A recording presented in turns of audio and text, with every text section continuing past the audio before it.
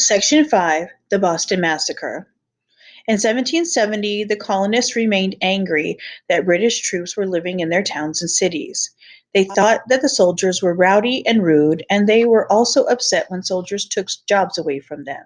The British soldiers could work for low pay in their spare time.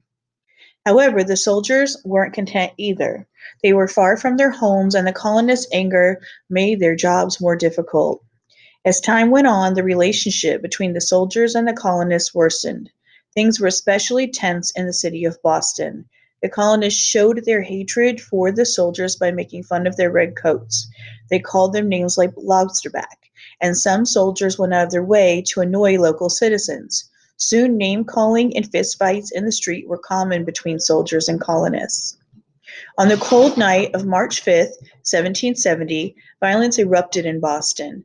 A British soldier was standing guard at the Custom House, a building where the disputed taxes were collected from the colonists. A crowd began to gather, and people called the officer offensive names. Some of them even began to throw stones and snowballs. Captain Thomas Preston and the other soldiers hurried to the guard's defense. They loaded their musket, a type of gun.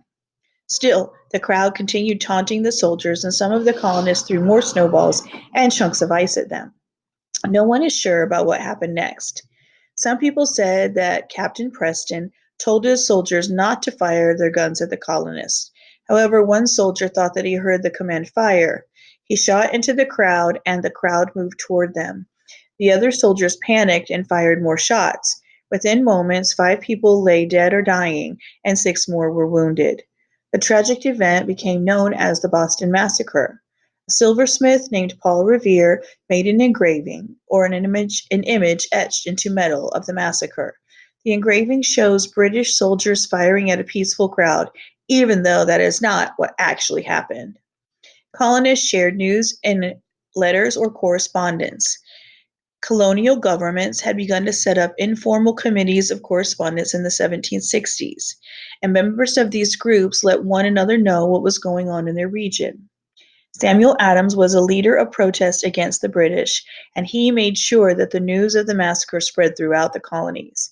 In 1772, Adams helped form a permanent committee of correspondence in Massachusetts. This group wanted to unite the colonists to protest against British actions.